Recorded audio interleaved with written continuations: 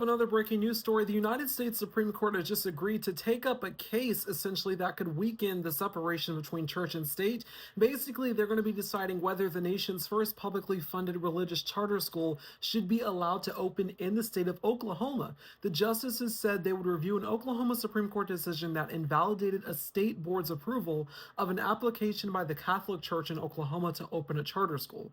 Basically, if this goes through, this is going to weaken that connection. This is something that Project 2025 essentially talked about, making public schools religious public schools, essentially religious charter schools, and making it whereas so if your child or you don't want to participate in that, you would effectively have to homeschool your children, essentially forcing a large part of the population to be homeschooled because the schools would just be full with just a bunch of religion. And this is something that's being talked about right now because also the fact that Trump Bibles are also being put into Oklahoma schools per an Oklahoma superintendent.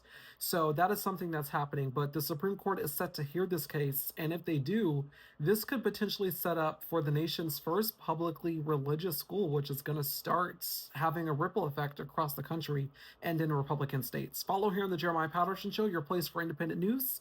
Also follow me on Substack and Blue Sky for more consistent reporting and on YouTube.